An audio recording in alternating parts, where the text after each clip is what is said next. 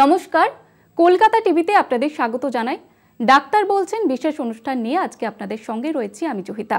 আর আজকে আমাদের অনুষ্ঠানের যেটা আলোচনার বিষয় তা হলো বিনাইন প্রস্টেট হাইপারপ্লাজিয়া বা বিপিএইচ, যা পৌরত্বের খুব সাধারণ একটা উপসর্গ। তবে অনেকেই এটাকে খুব একটা গুরুত্ব দেন না, পরবর্তীকালে যা ডেকে আনে বড়সড় বিপদ। তবে অযথা ভয় পাওয়ার কিছু নেই, যথাযথ সময়ে যথাযথ চিকিৎসার মাধ্যমে কিন্তু এই রোগের নিরাময় হয়। আর এই রোগ সংক্রান্ত আপনাদের মনে যাবতীয় প্রশ্নের উত্তর দেবেন আজকে আমাদের সঙ্গে উপস্থিত রয়েছেন বিশিষ্ট চিকিৎসক ডক্টর অভয় কুমার। আপনাকে স্বাগত জানাবো কলকাতা টিভিতে। নমস্কার, আমি ডক্টর অভয় কুমার। আমি কনসালটেন্ট ইউরোলজিস্ট, ইউরো অঙ্কোলজিস্ট এবং রোবোটিক সার্জন। এখন মেডিকেল হসপিটাল কলকাতায় কাজ করি।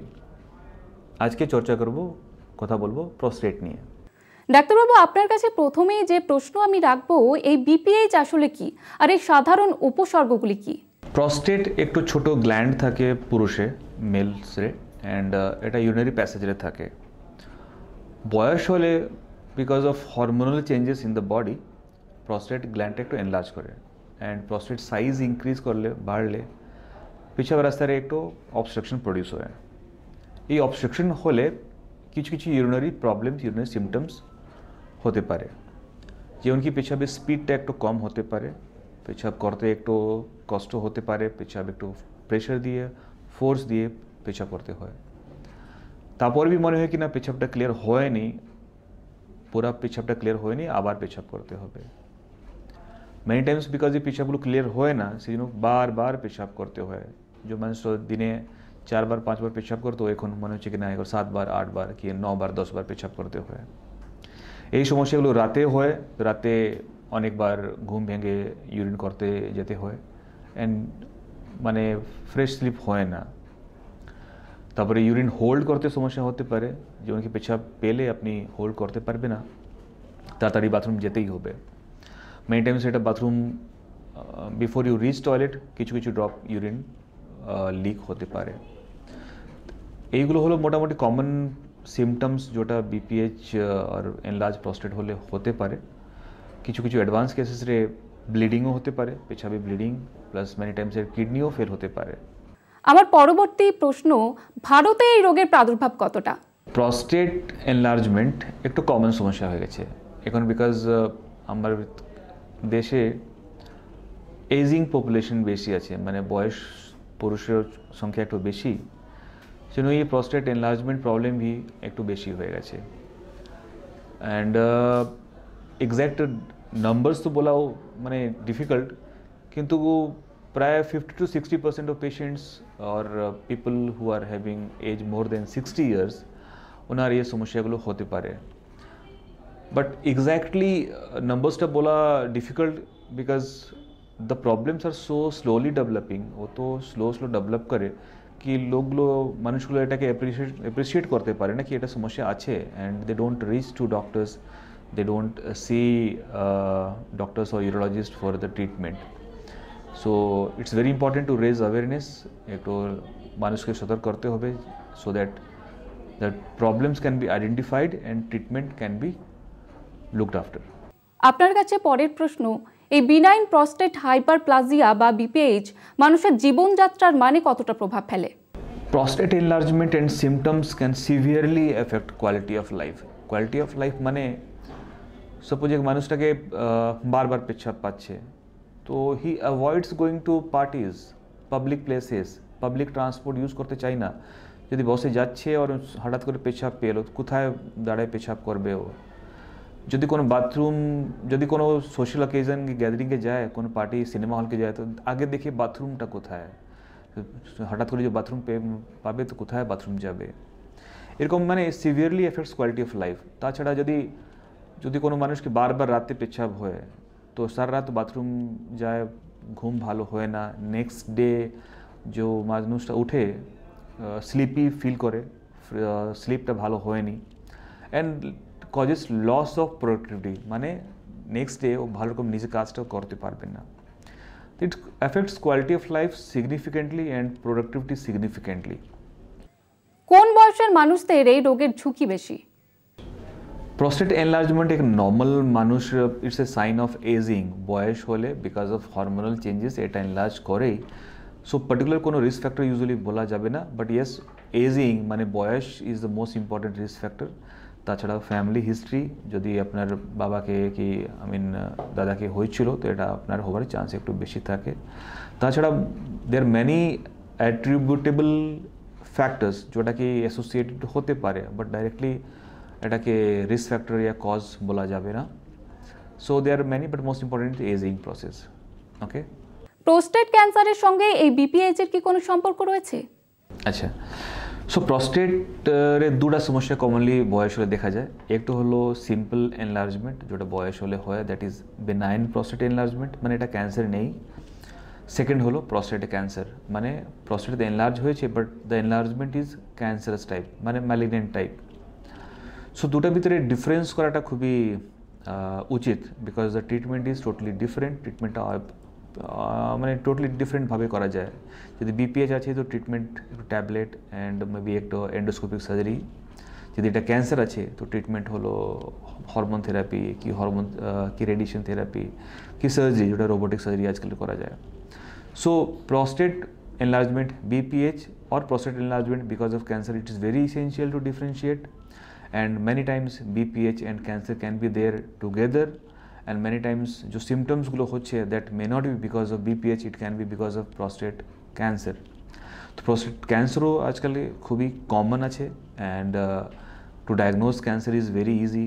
যদি আপনি ডাক্তার কাছে যাবে তো ডাক্তার আপনাকে প্রস্টেটটাকে ফিল করবে আঙ্গুল দিয়ে, অ্যান্ড একটু ব্লাড রিপোর্ট যেটাকে বলা যায় PSA বলে, প্রস্টেট স্পেসিফিক অ্যান্টিজেন করে, ওটা করে আপনাকে ডিফারেন্সিয়েট করতে পারে কি আপনার প্রস্টেট এনলার্জমেন্টটা বিনাইন আছে, মানে সিম্পল আছে, কোনো ক্যান্সার নেই, না এর এনলার্জমেন্টটা ক্যান্সার আছে। আপনার কাছে এবারে যেটা জানতে চাইবো যে এই রোগের চিকিৎসার সুযোগ কি কি রয়েছে, বা এই রোগে যারা আক্রান্ত তাদের জীবনযাত্রার ব্যাপারে আপনার পরামর্শ কি? প্রস্টেট এনলার্জমেন্টে lifestyle changes is very important. So treatment তো অনেকভাবে করা যায়, বাট মোস্ট ইম্পর্টেন্ট যেটা ইউজুয়ালি লোক ফোকাস করে না ওটা হলো লাইফস্টাইল চেঞ্জেস। যেমন কি জলে মাত্রার কতটা খাবে না, যেমন কি বাউল মুভমেন্টস, মানে পায়খানা যেমন ক্লিয়ার যদি না হয়, কনস্টিপেশন হয়, কনস্টিপেশনে তো ওটাকে ম্যানেজমেন্ট। তাছাড়া ওয়াকিং কি এক্সারসাইজ, তো এক্সারসাইজ और physical activity is very important सिम्टम्सগুলোকে কন্ট্রোল করতে। তাছাড়া dietary changes is very important to manage the bowel, to manage the stool, to manage the urine.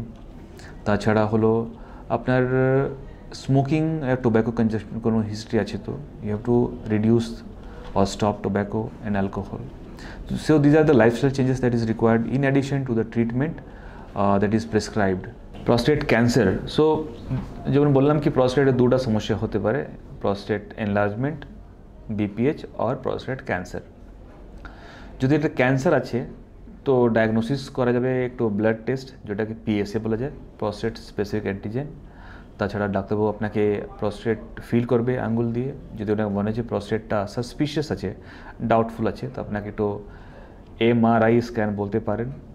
ওই MRI স্ক্যানে যদি মনে হয় কি প্রস্টেটটা সাসপিশিয়াস, ক্যান্সার হবার চান্স একটু বেশি আছে, then he may ask you to get a biopsy done, মানে একটু বায়োপসি বলতে পারেন।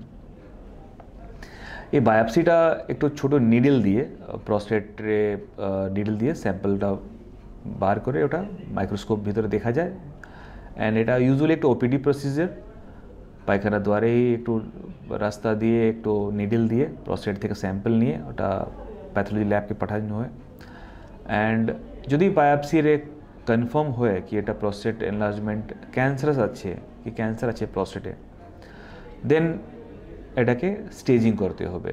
তো একটু ফার্দার টেস্ট, যেটা কি CT স্ক্যান হোক কি একটু বোন স্ক্যান হোক কি আজকাল একটু পেট স্ক্যান হয়ে গেছে সব জায়গায় অ্যাভেলেবল, যেটাকে best way of staging prostate cancer বলা যায়। তো একটু পেট স্ক্যান যেটা কি স্পেসিফিক ফর প্রস্টেট আছে ওটা বলা হয় PSMA পেট CT স্ক্যান, মানে prostate specific membrane antigen PET scan. এই পেট স্ক্যানে বোঝা যায় কি এই আপনার ক্যান্সারটা কোন স্টেজে আছে, মানে এটা প্রস্টেট থেকে লোকালাইজড হয়ে আছে না বডি অন্য পার্টে স্প্রেড করে গেছে আর মেটাস্টেটিক হয়ে গেছে।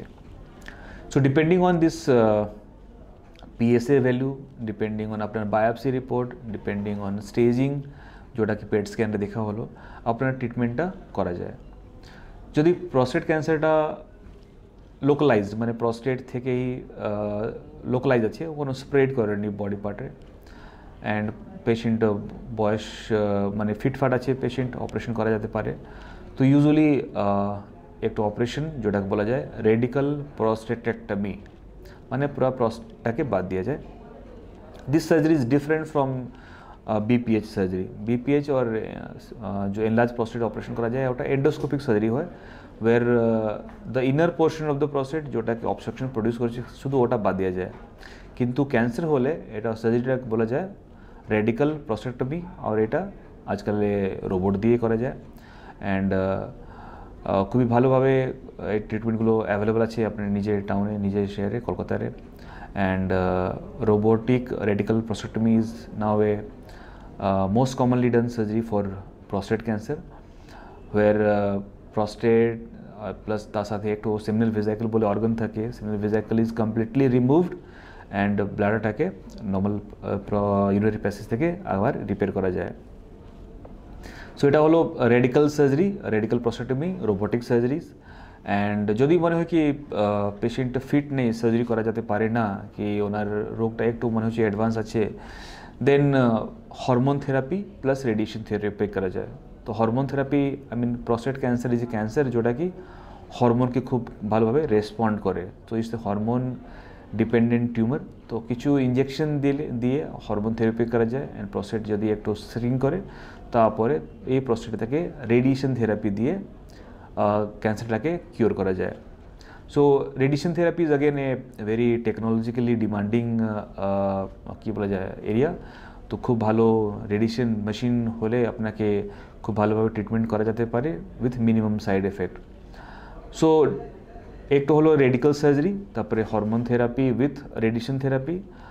অ্যান্ড যদি আপনার রোগটা একটু স্প্রেড আছে, মানে अन्य बॉडी पार्ट के स्प्रेड করে গেছে और মেটাস্টেটিক হয়ে গেছে, তো এই ক্ষেত্রে অপারেশন কি রেডিয়েশন ইউজুয়ালি করা যায় না। ও ট্রিটমেন্টগুলো হয় by hormone therapy and chemotherapy.